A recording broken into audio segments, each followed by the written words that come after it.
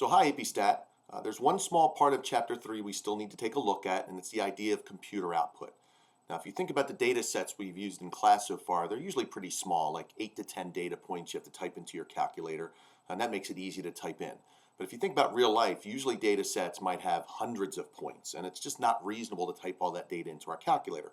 So oftentimes software is used to process the data, and on the AP exam or in problems, we might just be given the result. Now, the software that's often used is something called Minitab, and you can see its name here, and there's an example of this output in your packet, and you can play along there. This particular example is not in your packet, but they all work about the same. So let's take a look at what we have here. You can see a lot of numbers going on, and sometimes in the computer output, the regression equation will just flat out be given to you. You can see here, this is a problem about the revision time of students in a particular class and what their exam score was. So it's pretty easy to see here, but oftentimes this piece will not be given to you.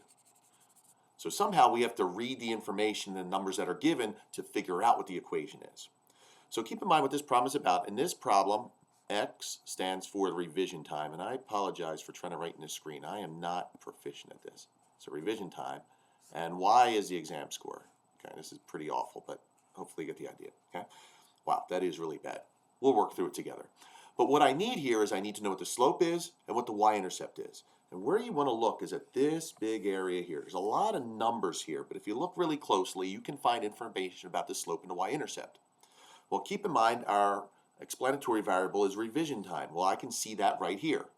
Well, if you look at the headings here, I see coefficient. And the coefficient of the revision time is 0.5528 right here. That number right here next to revision, that's the slope. So any number that's in this position as the coefficient of the explanatory variable, that's the slope. Well, the next thing we need is the y-intercept, and the y-intercept here is the constant. It's the loose number at the end of the equation. And I can see here that the y-intercept is 44.54. So those two numbers under coefficient give me both the slope and the y-intercept. Now, let me change colors here for a minute. The rest of this stuff, let's use red. The rest of this stuff right here, you're not going to need now. Down the road, it's going to make some sense when we start doing hypothesis testing. Some other things I see here, well, flat out, look in the bottom here, I see r squared. So I know that 73% of the variation in exam scores is accounted for by the linear relationship with revision. So r squared is given to me. And I can take the square root of that to find r.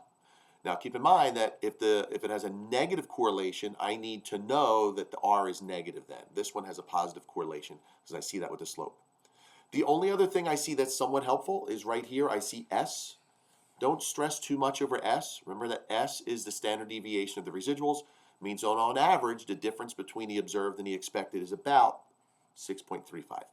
So just know that if you have a big computer output from Minitab like this is how you read it. So you're going to have a few examples from the book to take a look at now.